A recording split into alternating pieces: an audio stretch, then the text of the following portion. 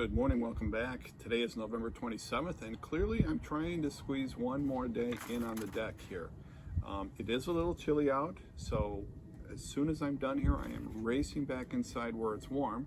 But in the meantime, let's think about what happened on this date, November 27th in history. Well, first of all, it was on this date in 1095 that Pope Urban II preached the sermon that launched the Crusades. Now, there's a lot of political elements to this. The Pope was looking to centralize his own power, the power of the church, and to kind of unify the squabbling countries of Europe against a common enemy. And it worked for a couple of hundred years to the detriment of many other things. But it was on this date, 1095, Pope Urban II preached a sermon calling for the Crusades to go win back the Holy Land. That was the idea. In 1826, John Walker invented the friction match. Now, if you have any doubt as far as what a friction match is, let me illustrate. This is a box of friction matches. So one takes out the friction match, rubs it, fire. That's a friction match. Invented on this date in 1826. Speaking of things you could light, it was on this date in 1895 that Alfred Nobel, best known as the inventor of dynamite, created the Nobel Prize. I think now there's 6 or 8 of them. There's literature, economics, literature, a couple of other things. Peace Prize, of course. It comes with a medal, a certificate, and about $1 million. They're annually given out, but they were created on this date in 1895. In 1920, the Mark of Zorro movie starring Douglas Fairbanks was released. This was based on a story, and I forget who wrote the story, but arguably this is the first superhero movie. It's a black and white film. It's been remade many, many times with Errol Flynn, with Antonio Banderas, with who knows who else has been in one of these films. But the first one came out on this date in 1920. It was on this date in 1934 that the Battle of Barrington took place. The Battle of Barrington was basically a police chase between the FBI and Babyface Nelson. The police were chasing him, car broke down, shootout. Babyface Nelson is mortally wounded, but is able to take the federal agent's car, get away, and he died a few hours later.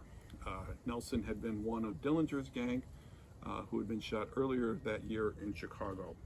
But that was on this date, called the Battle of Barrington, 1934. In 1972, Pierre Trudeau was asked to form a Canadian government.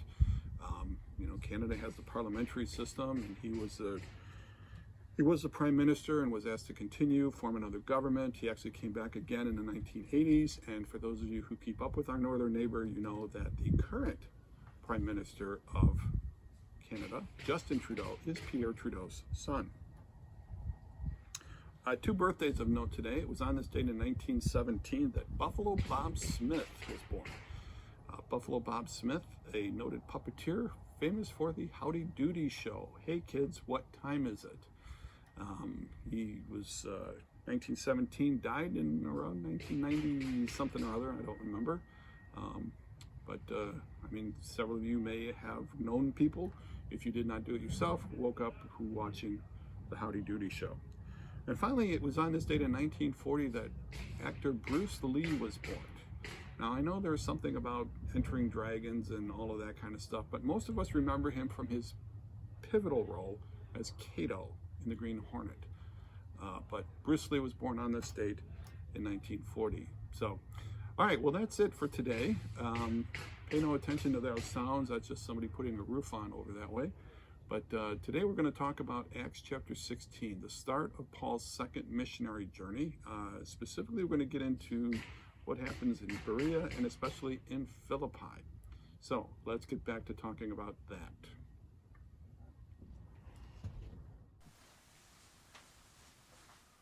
Good morning, welcome back. Today we're going to continue our discussion of Luke and Acts, and we're working our way into the second half. Well, actually, we're into the second half of the book of Acts. And in theory, this should all go much quicker because basically we have focused We're going to find ourselves focused on Paul for the rest of the gospel of the book, and it's all about his series of trips. We went here, this happened. We went here, this happened. We went here, this happened. Ultimately, ended up in Rome. And again, this kind of fits in with the overall picture of the book of Acts, which is the gospel getting to Rome, or going from Jerusalem to Samaria to the uttermost parts of the earth, and specifically to Rome. Okay, and so today we're going to get into Acts 16, which is Acts 16 and 17 is what I want to cover today, which have two of the best known stories of Paul's various trips. So we'll see how far we get.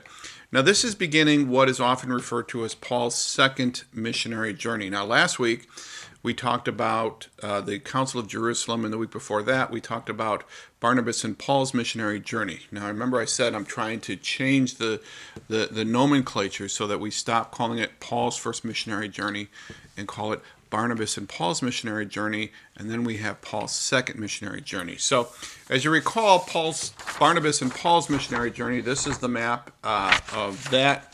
They started in Antioch and went from there to, let's see, where did they go? They started from Antioch, they went into Cyprus, up to Pamphylia, into Galatia, Iconium, Lystra, Derbe, back again over to Pamphylia, down to Perga, and back again to Antioch. And great success, a lot of Gentiles becoming believers, a lot of Jewish individuals becoming believers as well. It causes a scene. It causes some controversy. There's a little pushback, and so the result of it is they go to Jerusalem. They're sent to Jerusalem to discuss the issue. Do the Gentiles need to adopt the Mosaic law? And specifically, they're using circumcision as kind of a stand-in for the whole law, I think. I don't think it's just the one thing, circumcision. I think, and again, when they get to the Council of Jerusalem, you remember certain believers from the Pharisaical party stand up and say they have to be circumcised and follow the law. Okay?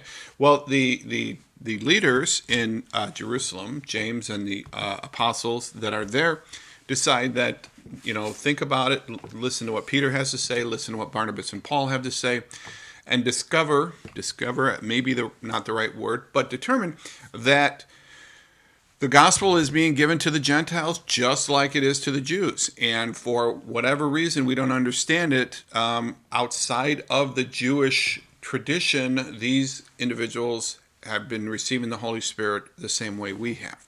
Okay? And so the Jewish leaders in Jerusalem say, well, listen, here's what we're going to do. We're going to send them out this letter, and we'll say, you need to refrain from these four things. Meat strangled by blood. I forget what the four things were. Let me come back here. That you are to abstain from food sacrificed to idols, from blood, from the meat of strangled animals, and from sexual immorality. And you will do well to avoid these things. Okay. Now, we talked a little bit about this and said, okay, was this a good thing? Were they within their rights to do it? And that's one of those questions that will never really be addressed. However, it's interesting that, to say, okay, this is what you need to do in order to what? And I think perhaps this is looking at it from a sense of saying, these four things, if you want us to fellowship with you, you've got to do these four things, because we may be believers in the way, we may be, Christians, as they're called by this point, but we're still Jews, and we're still sensitive to the Jewish law, and so that if you want there to be a unified church, then you need to follow these. You need to be respective of these four areas. Okay, that's one way to look at it. It's an interesting discussion, but let's get on to Acts chapter 16. Now, at the end of Acts chapter 15, you remember Paul and Barnabas have a split, because Barnabas wants to take John Mark and Paul doesn't. Okay, John Mark had left them earlier during their missionary journey, and Paul doesn't think that he's matured, or Paul doesn't think he's going to make it to the end. And so he says, no, I'm not taking him this time. We're going to have to split up. and we talked about that. And so Paul and Barnabas and Mark actually go on and sail to Cyprus, which is the first part of Barnabas and Paul's missionary journey. So they take that piece of the revisiting the churches, and Paul takes Silas, who we'll talk more about later, and they go on their own way to revisit some of the other churches there. So in chapter 16, verse 1, Paul came to Derbe and then to Lystra. So this is Paul and Silas came there. And again, Lystra is where Paul had been stoned before. So again, not everybody's happy to see him, but several are. Where a disciple named Timothy lived, whose mother was Jewish and a believer, but whose father was a Greek. The believers at Lystra and Iconium spoke well of him, that is, of Timothy. Paul wanted to take him along on the journey, so he circumcised him because of the Jews who lived in that area, for they all knew that his father was a Greek. Okay, now this is an interesting question. Why, Paul? Why are you doing this? Okay, you just went to Jerusalem and argued against the need to be circumcised in order to be a believer, in order to be a follower, in order to be saved. I mean, that's what the Pharisees were saying. Okay, and now here you're going to take a guy with you, and what do? You go out and circumcise him. Now again, the text says that Paul circumcised him. Now whether Paul physically did the deed or he had somebody do it, I don't know. Okay, but regardless, Paul has this guy circumcised, and it seems to just fly right in the face of what had been determined, the freedom given to them based on Acts chapter 15. Okay, that meeting in Jerusalem.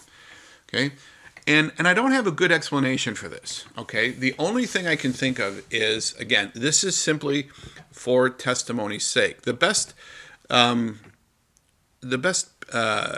comparison idea I can think of is that if for whatever reason a husband and wife team are able to get into a closed Islamic country to minister, and that's what they're there for. Okay, they're there to minister, and this is a strict Islamic country, and you can pick whichever one you want. Do you think it would be appropriate for the wife in this particular couple to wear a head covering? Okay, now she's under no obligation to wear a head covering, in my opinion, based on any Christian teaching in the New Testament. Okay, and so, but in an Islamic culture, in a lot of Islamic cultures, wearing a head covering for a woman is just required. Now, not being Islamic, the person may not be under obligation because everyone will know, well, that person is an American. I'm assuming an American. Okay, does he or she need to, or does she need to, from a political standpoint, from a legal standpoint, or from a religious standpoint? Well, they would not.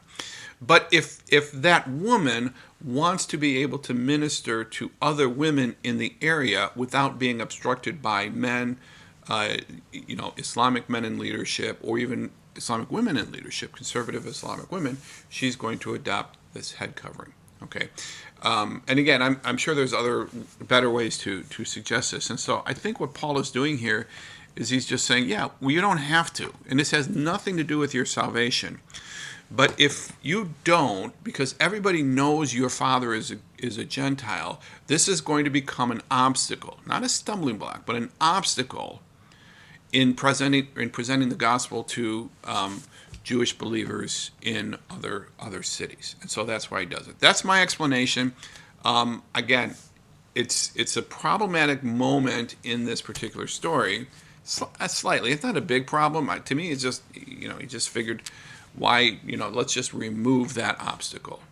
Okay, let's just get that obstacle out of the way, even though it makes no difference relative to Timothy's standing or certainly his salvation. So meanwhile, verse 4, as they traveled from town to town, they delivered the decisions reached by the apostles and elders in Jerusalem for the people to obey. So the churches were strengthened in the faith and grew daily in numbers. Okay, and again, to obey. Okay, this is kind of a strong way to put this. And I think getting back to what the Council of Jerusalem is all about, and I don't think that disobeying these is going to make any difference relative to their salvation, except you remember when we talked about Acts chapter 15, we said that one idea was that these four practices are all part and parcel of a religious idol worship.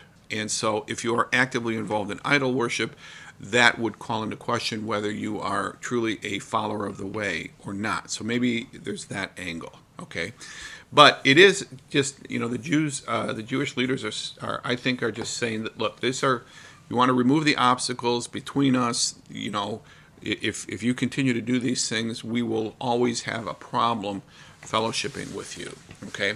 Again, not a clean story, not a clean explanation, or not the best explanation, but it's the best one I can come up with as far as how that goes.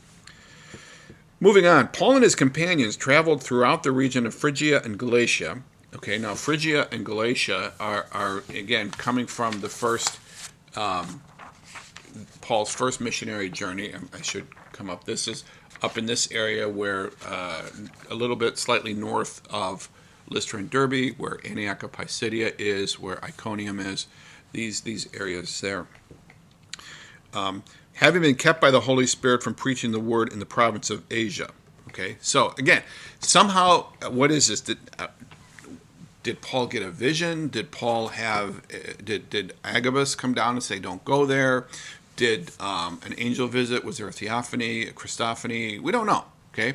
But we just know that Paul was moved in the Spirit not to go into into the province of Asia.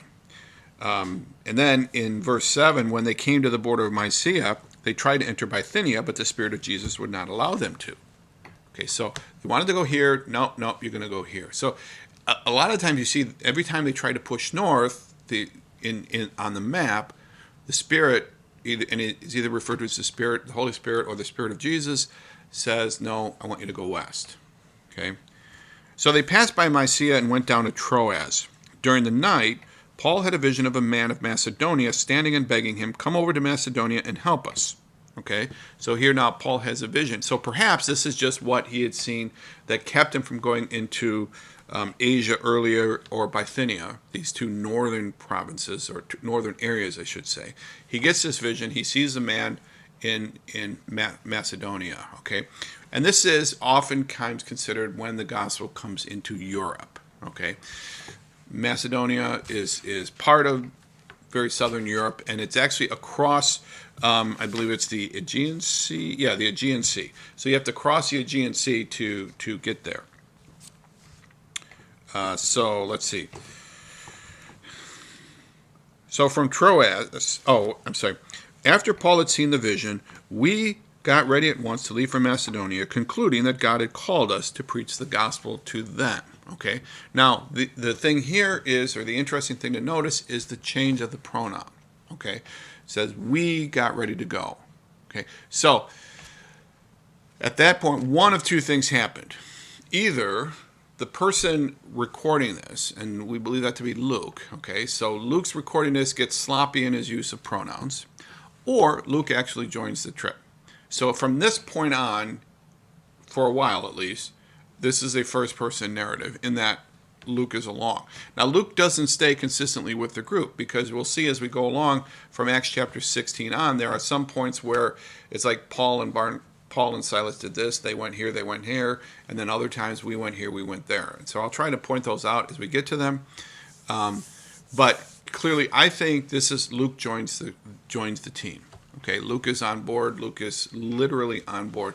And one of the things you notice is that Luke has this weird fascination with travel details. Okay, it's kind of like if you've ever talked to somebody who went on a trip and went to a very beautiful destination. Okay, and you say to them, "Oh, how was your trip to the Grand Canyon?"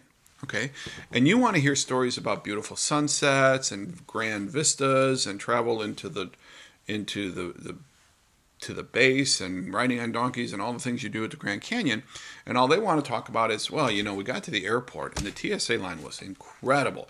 Okay, so we went through the regular line and then, and they kind of give you the blow-by-blow details. Well, then we landed in and then we went out, got our bags, went and got, and they're giving you all of these details when really all you want to hear about is what did the Grand Canyon look like, right? So to a certain extent, Luke, and it's just kind of interesting, he just kind of gives all of these very specific travel details. Now that adds to the verisimilitude of the story, to the historicity of it. That here we're giving you these details. So I'm not making this up. We went here, we went here, we went here, we went here. Okay, but sometimes you're like, okay, can we just get to the story? But regardless, with that in mind, Luke is along for the ride now. Let's see what happens. From Troas, we put out to sea and sailed straight for Samothrace.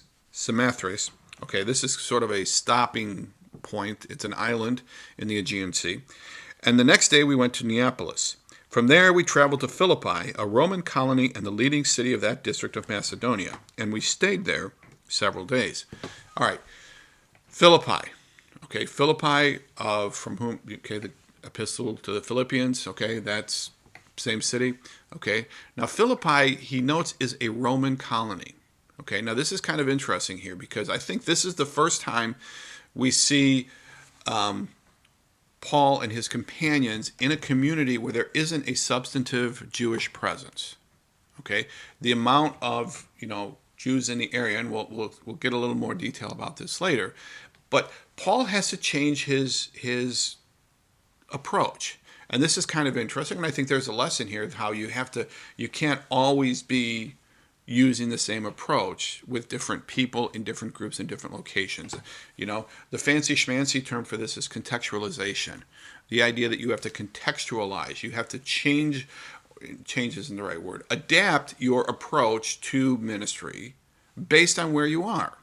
Okay? And the clearest example, the easiest example of contextualization is simply language. That if I, an English-speaking person, want to go and minister in a country, let's just say Spain, for sake of discussion, that if I want to go minister in Spain, it is conceivable in the 21st century for me to go as an English speaker and say, you know what, I'm going to just minister to English-speaking people, and it's all going to be great, and they all speak English anyway, so it's all good. And I've been on a couple of trips where I've asked about the language, and I'm told, don't worry, everybody there speaks English. And it's true, usually, that the people there understand English for the most part, okay? But it's not the language they speak. It's not the language of the hearts. When they're communicating with each other, that's not the language that they're using, okay? So if I want to be a minister in a foreign land, Spain or Honduras or some other place that does not speak English, then I need to learn the native language. Okay, I need to learn how to speak Spanish, or I need to learn French, or Swahili, or Urdu, or Tagalog, whatever the language is. That's the most obvious point of contextualization. Okay, but when Paul goes here to Athens, this is one of the great examples. It's often held up as a great example of contextualization of how Paul has to adapt his message, adapt his approach, because he's no longer in this Jewish, I don't want to say dominated, heavily represented or moderately represented area. Okay, so and it says, we know that because it's a Roman colony. Okay, this is a Roman colony subject to Roman laws, it's kind of just, this is where the Romans are in charge, no question about it. Okay, whereas, in Israel, they've got all their history back there, and these other countries, maybe they do. Philippi is a Roman colony. Now, there's there's a historical element to this, that it was a colony established by the Romans. It's not a native, it's not like a community that grew up there, over hundreds and hundreds and hundreds of years. It's something the Romans came in and said, we need a colony here, and they planted a bunch of people, and other people came. Okay, and so, again, very heavily Roman influence, Roman law. Okay, Roman Gentile believers, non-Jewish believers, or non-Jewish citizens, residents of this area. Okay, so On the Sabbath, verse 13, we went outside the city gate to the river where we expected to find a place of prayer. Okay, what is this? What is a place of prayer? Well, it is what it says it is, a place that they're going to go pray. Now, why do we know there isn't a large Jewish presence here? Well, because there isn't a synagogue. Okay, every other time, in fact, when he's going to go to Thessalonica, later on in chapter 17 or 18, I forget which one it is, when he goes to Thessalonica, it says, because there was a synagogue there, we went to the synagogue. So what that tells you is when Paul goes into a community, if there's a synagogue there, that's the first place he's going. Okay? If there's not a synagogue there, that tells you that there aren't 10 Jewish men in the community. Okay, because if there were 10 Jewish men, or, sufficient to make a group of 10 Jewish men, they would get together and create a synagogue. Okay, since it's the Sabbath and they're not going to the synagogue, to me, the clear reason is because there isn't a synagogue to go to. So they go to the next best thing. There's apparently, and again, I'm to a certain extent this is speculating, because it's not spelled out for us, but I think it's a reasonable, I don't think I'm attacking a bridge too far here. Okay, so they go to find a place of prayer on the Sabbath day. Okay, expecting to find other Jewish believers or other Jews. Just other Jews is really what he's looking for. Okay, where we expected to find a place of prayer. We sat down and began to speak to the women who had gathered there. Okay, so there may be Jewish women or God-fearing women, but they're not a lot of God-fearing men. And I think that's what you've got. You've got some God-fearing women here, but not necessarily a lot of God-fearing men. One of those listening was a woman from the city of Thyatira named Lydia, a dealer in purple cloth. Okay, so what do we know about Lydia? Okay, well, she's from Thyatira, which is a city in the area, or also in Europe. And she's some sort of, is she single? Is she widowed? We don't really know, but we don't know where her husband is. If she has a husband, we don't know where he is. What we do know is she's a dealer in purple cloth, and that's usually thought to suggest that she is in some sort of a business dealing with the upper crust. Okay, because purple was a color that the well-to-do would use, or certainly rulers in their purple robes.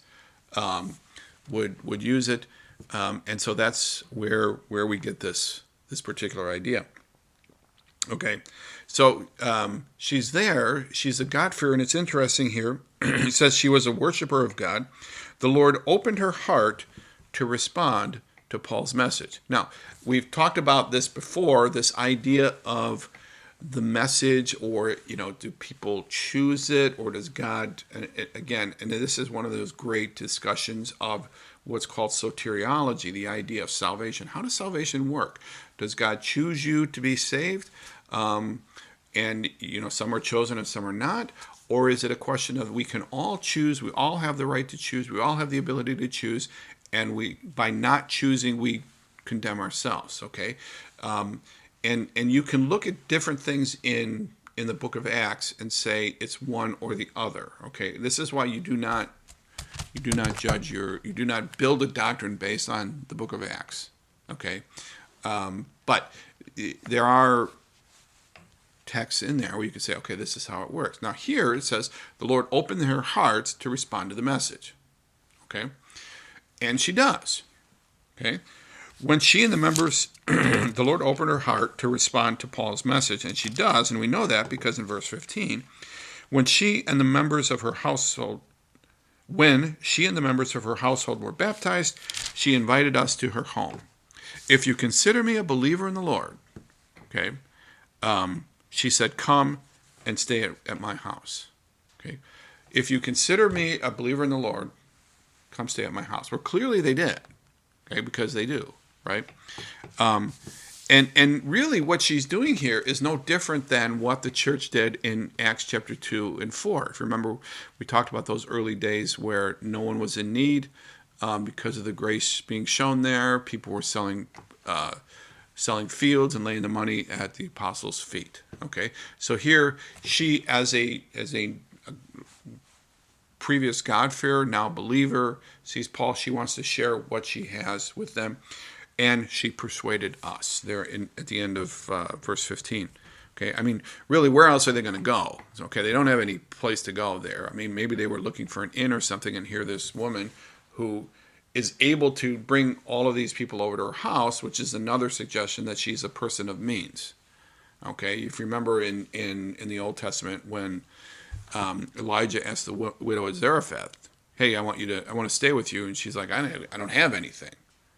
Okay, that's why she wasn't asking. Now, the fact that she's asking suggests she's got the means and the space to hold these people up, which suggests, once again, that Lydia is a person of some means.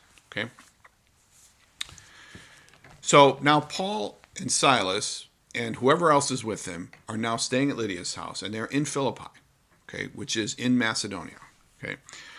So now we get into verse 16. Starting in verse 16 through the end of the chapter, we have probably the best known, certainly one of the best known, not the best known, but one of the best known stories, Paul and Silas in the Philippian jail. So let's talk about this and see what we can learn from this today. Verse 16, once when we were going to the place of prayer, we were met by a female slave who had a spirit by which she predicted the future. She earned a great deal of money for her owners by fortune telling. Now, I suspect that this is kind of a very low-level sort of fortune telling. And what I mean by that is it's the kind of thing is like, will the rain come tomorrow or something. It's not major fortune telling, because if it was major fortune telling, these two guys would have just said, tell me how to bet on the horses and I'm going to win, right? But regardless, whatever it was she did, whatever gift, whatever demonic spirit was in her, it enabled her to be able to tell the future at some level, predict things that were going to happen. Again, is it going to rain? Is it not going to rain? Is your child going to get well? Is your child not going to get well? Okay. So there is a supernatural element to this. It isn't just good guessing. Okay. But this woman had brought in a lot of money for these two owners. Okay, and the woman is a slave. Don't get me wrong, she's a slave. And she's bringing in a lot of money for the guys, so she's got some success rate. Okay, and so Paul and Barnabas, in their second encounter, so the first encounter is with Lydia in this area. Their second encounter is with this slave fortune teller. Okay, she followed Paul and the rest of us.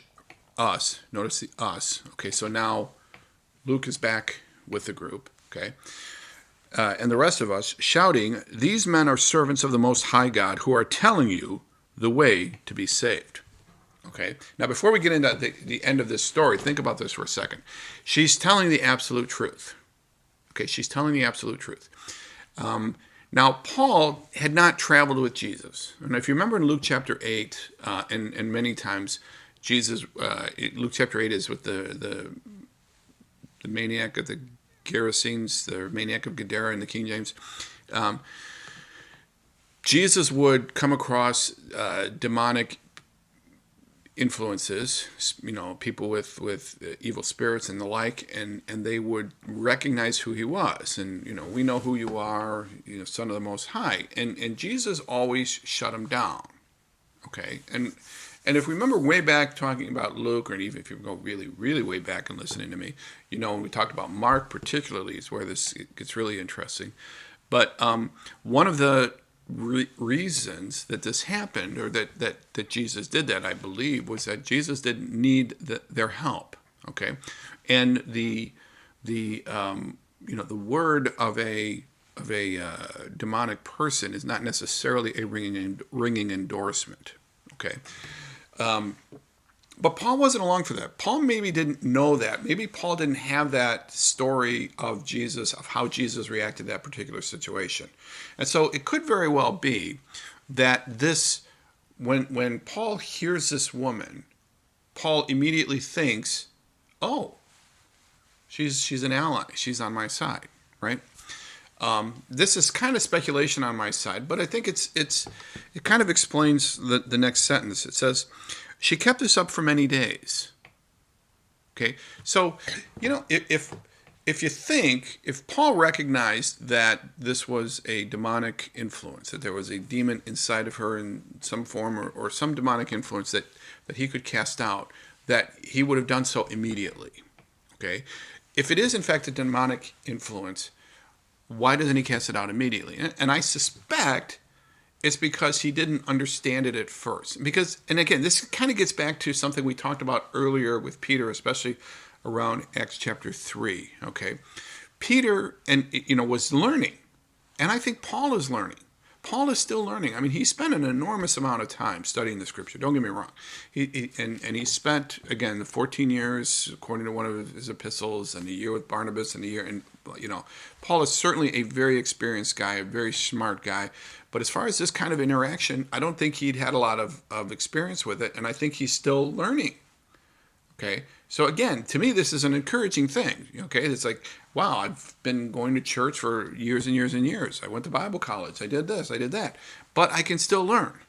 Okay, Paul here, I think, is still learning. And I think Paul hears this woman shouting, hey, these people are telling you how to be saved. And he's just learning. Now, another second idea, a second possibility, okay, because we don't really know. A second possibility is that Paul recognizes the demonic element in this woman, okay, and realizes that she's got a crowd and that people are attracted by this. And so he's letting her do her thing in order to draw a crowd that he can speak to. That's a possibility as well, although there's no indication that people were coming to Paul as a result of this, okay, as a result of this woman doing this, okay. But I know it says in verse 18, so she kept this up for many days. Finally, Paul became so annoyed that he turned around and said to the Spirit, in the name of Jesus Christ, I command you to come out of her. At the moment, the Spirit left her. Okay? So I think, Paul, in my opinion, and again, this is just my opinion of how this is going, I don't think Paul realized that it was a demonic influence at first. This is my opinion, because this just makes sense. This fits the facts the best to me. Paul doesn't realize that she's fits the fact, because at first she sounds like she's on their side. Okay, she's a slave. She's an outsider. Okay, so this is somebody that Paul and certainly Luke would pay attention to. Okay, this is somebody to whom the gospel was a great relief to. This was their people they were trying to reach. And so, perhaps Paul thought she was an ally at first. Okay. And then but after a while, because she just keeps repeating it over and over and over and over again, he finally gets to the point of realizing there is something wrong here. And then it starts to bother him. And then it starts to annoy him. Okay. And then he turns around and he says, and I think at that point, as he's thinking about it and praying about it and meditating on it, he realizes this is a demonic influence. I can deal with this. Okay. And he does. Okay. So he turns around and he says to the spirit inside the girl, get out of, what does he say? He says, in the name of Jesus Christ, I command you to come out of her. Okay. At that moment, the spirit left her. Done. Right? Done. When her owners realized that their hope of making money was gone, they seized Paul and Silas and dragged them into the marketplace to face the authorities. Now, what happens to the girl? I don't know.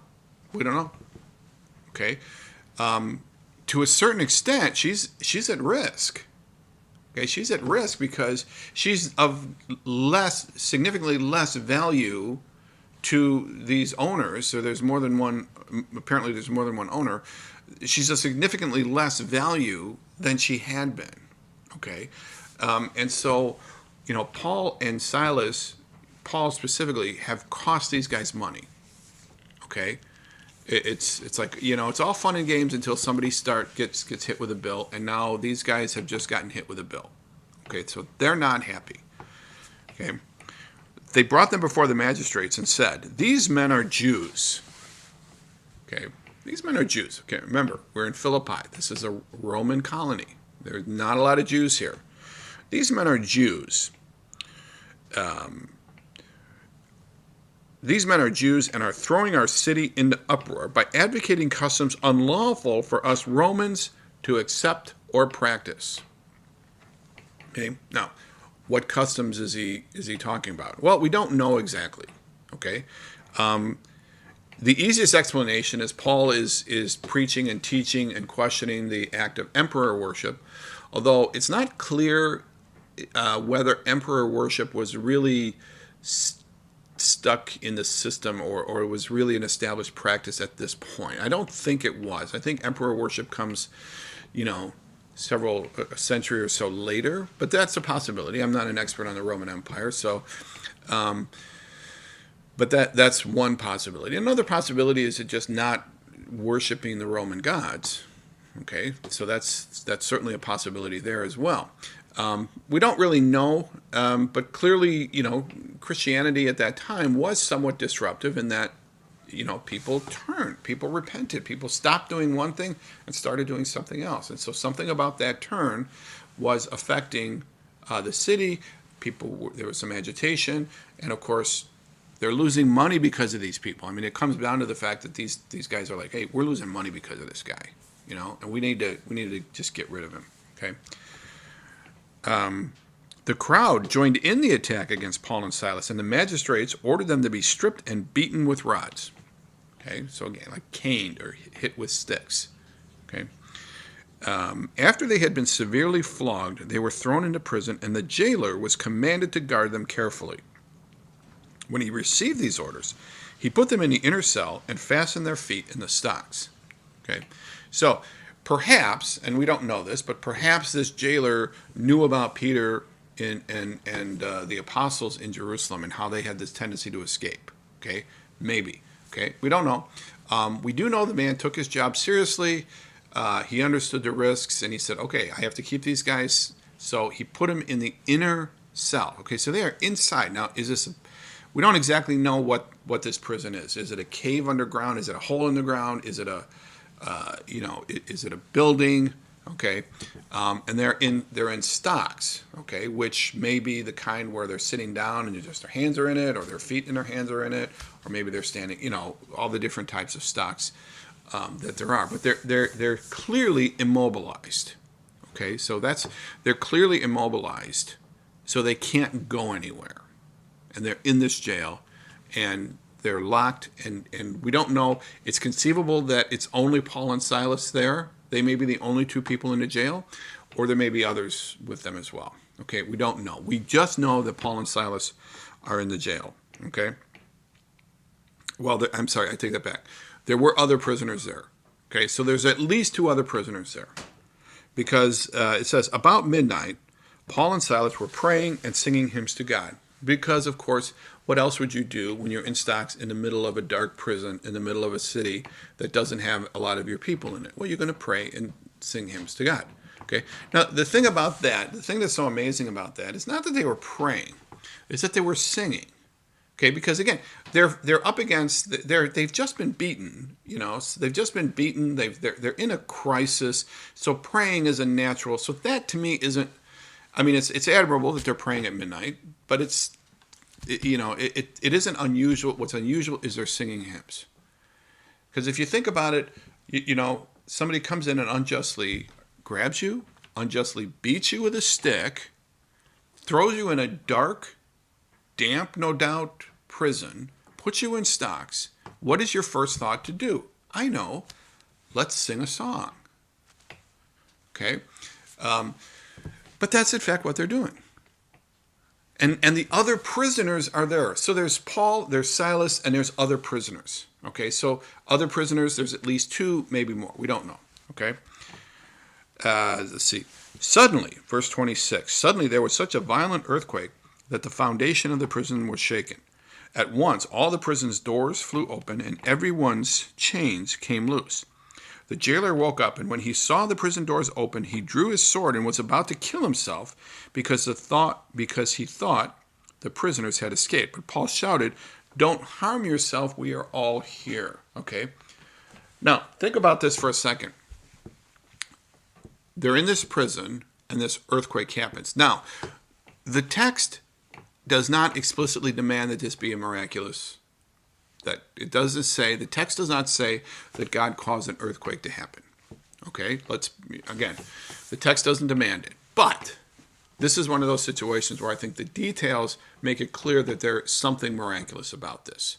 Okay, well, first of all, we've seen in Acts, at least on 2 previous occasions, where the Lord miraculously stepped in to get his people out.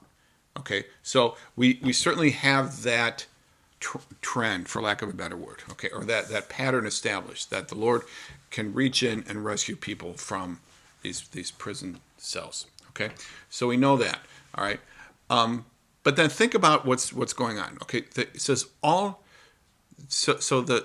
there's an earthquake, and the earthquake is such that all of the chains, everyone's chains are loosed.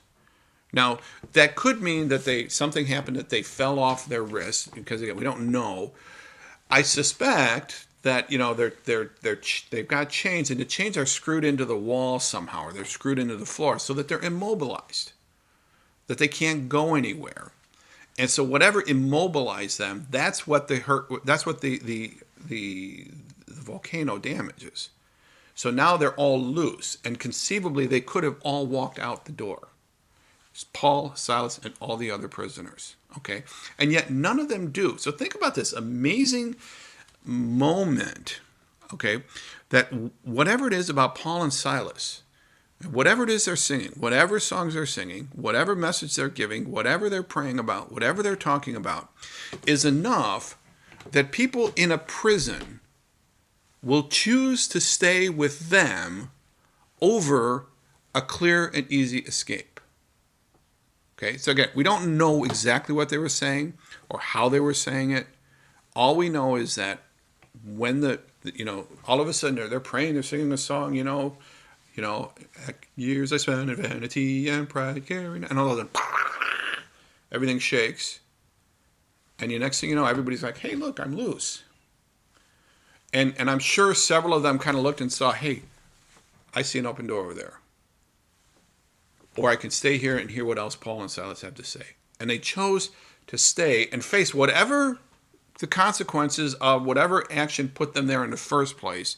It was more important to them to stay and listen to Paul and Silas than it was for them to escape. Okay?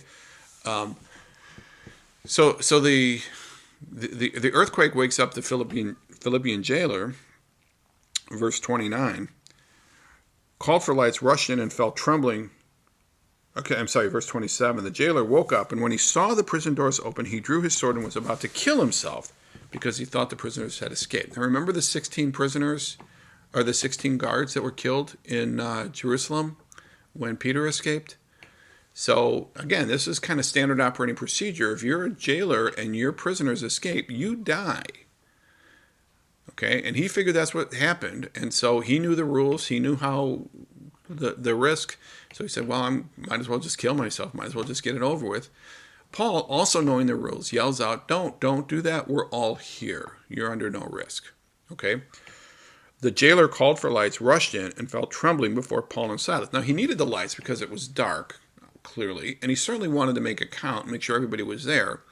Because, again, this is unheard of. It's like, if you go and open the door in a prison, any prison, anywhere, and say, listen, I'm going to just cause something to happen and the door's going to open in prison. How many of the prisoners are going to say, I think I'm going to stay here? Now, some will, I get that. I'm just going to stay here. But a great number are going to see their opportunity and bolt. Okay? Well, they don't do that here. All right? I don't have an explanation why, but they don't. Okay? I don't have other than what I said. So to the Philippian jailer, okay, regardless of whether he believes that a miracle has occurred with the earthquake, regardless of that, to him, the fact that they're all still there is a miracle. Okay, and it's certainly a great kindness to them that they have literally saved his life. Okay, he would have been killed had any one of them left. They literally saved his life by not going somewhere, by not taking the obvious choice. And I think there's a lesson there, but whatever. They had saved his life. And in a sense, they showed him an amazing, tremendous kindness by not escaping. Okay? So between the two events, and we don't know whether this jailer had heard Paul, had heard any of the conversation or what. But between the fact that, this huge earthquake happened, the prison doors were opened, they did not leave. Okay? Something about that made him realize, wow, there is something different about these two guys. Okay, and whoever else was in there with them. There is something majorly different about these two guys. And he says, he then brought them out and asked, "Sirs, what must I do to be saved?" So clearly you guys are, what must I do to be saved? What do I have to do to get what you've got? You know, to have that sort of assurance that even though an escape route was made, they didn't take it. Okay? So, here's the thing, and this is another argument as far as why it's not a miracle that the earthquake happened. Okay. Well, there's one other reason. I'm going to get to it at the end, and I'll explain to it when I get there. Okay. So they replied. This is Paul and Silas. "Believe in the Lord Jesus, and you will be saved, you and your household." Okay. Now, it isn't that if you do this, all of your household will be saved. It's just that believing on the Lord Jesus Christ, the rule is for you and for your household. Anyone in your household does the same thing, you're going to be saved. And no doubt when this guy went back to his home, which he does it says, "Then they spoke the word of the Lord to him and to all the others in his house. At that hour of the night, the jailer took them and washed their wounds. Then immediately he and his household were baptized." Now this is all taking place between the midnight and the morning. So this is like a 2 a.m. baptismal, which I think is a really interesting time to do a baptismal service. Okay, but the guy comes in, he realizes something as amazing has occurred. He realizes that he's in need of something. He says, "What do I need to do?" They say, "Believe." Then they explain it to him. Okay, so again, right? It says, then they spoke the word of the Lord to him and to all the others in his house. Okay, so again, his house is probably next door, very close. He takes Paul and Silas, he cleans their wounds, and then he said, "Let's get baptized." Okay. The jailer brought them into his house and set a meal before them. He was filled with joy because he had come to believe in God, he and his whole household. Okay. So the jailer, this Philippian jailer, has got, what an amazing story this guy's got. Okay. What an amazing story this guy's got. And he's just thrilled. Right? And it's only going to get better because, verse 35, when it was daylight, the magistrates sent their officers to the jailer with the order, "Release those men." Okay. Why the change of heart? We don't know. I mean, they were beating them the day before, but today it's like, yeah, you know what? The crowd's dispersed. Get rid of them. Let's just get them out of our hair. The jailer told Paul, "The magistrates have ordered that you and Silas be released. Now you can leave. Go in peace." See, this is great. This is great. The jailer is like, wow, this is wonderful. These guys are going to go. I'm not in trouble.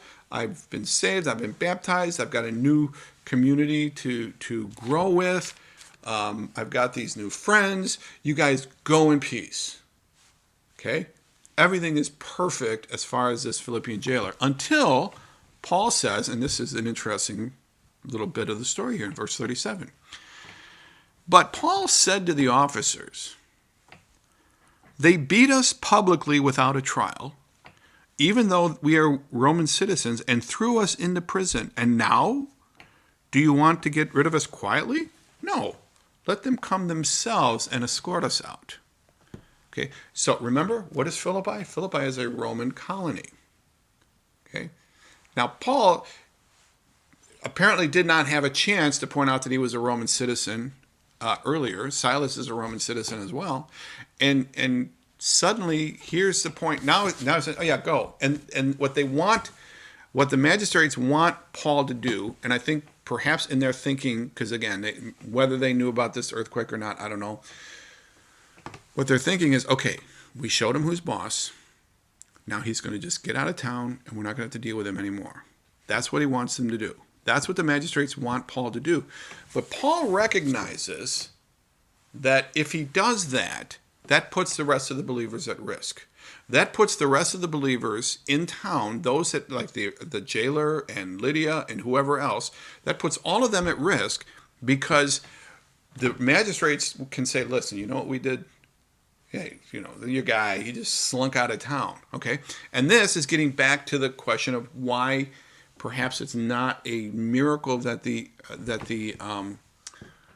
earthquake happened, because had they escaped, had they taken advantage of the earthquake and left, the same effect would have been. Oh yeah, well, they escaped out of the middle of the night, you know? And the story would have been that they escaped or they did something and they slunk out of town, and it would have affected the ministry. But Paul's like, no. Paul knew his rights. Paul knew that he could play the Roman citizen card here. Now, how do you prove that you're a Roman citizen? I don't know. I mean, they had documents. Does Paul have the document with him? I don't know. Could they prove that he was? Could they prove that he wasn't? They don't, it's to a certain extent it's a bluff, although we believe, I mean, Paul was very clear about being a Roman citizen on other occasions, that Paul was, in fact, a Roman citizen. So, this is not a bluff that they can afford to take, okay, to call. Now, clearly, had they called a bluff, they would have been severely disappointed because Paul was a Roman citizen, okay? But here they're like, oh no, we did something, and we've all seen the movie where somebody is arrested and his or her rights aren't done correctly, and the lawyer comes in and says, did you do this to my client? No. Well, then you're going to be letting him or her go now. Okay. The officers, verse 38, the officers reported this to the magistrates, and when they heard that Paul and Silas were Roman citizens, they were alarmed. They came to appease them. Now suddenly they're coming hand in hand going, hey, listen, Paul, Silas, sorry, friends, we were kidding. That whole thing about beating you with rods, big mistake. Sorry about that. It'll never happen again. I don't know. I'm being facetious. But they're like, no, we gotta get them. So now they've got to make a big show about escorting them out of the jail. And they asked them, they were alarmed. Then they came to appease and escorted them from the prison, requesting them to leave the city. Would you please leave? Here's your thing. We're so sorry we beat you. Could you please leave the city? And what do Paul and Silas do? I'll tell you what, they don't leave the city. Right, not right away. Okay. After Paul and Silas came out of the prison, they went to Lydia's house. Okay. Right where they started from. They went back to Lydia's house, where they met with the brothers and sisters and encouraged them. Then they left. Okay. And note, Luke is not with them. Okay. So Luke is not with them at this point. Then they left. Okay. So, great story.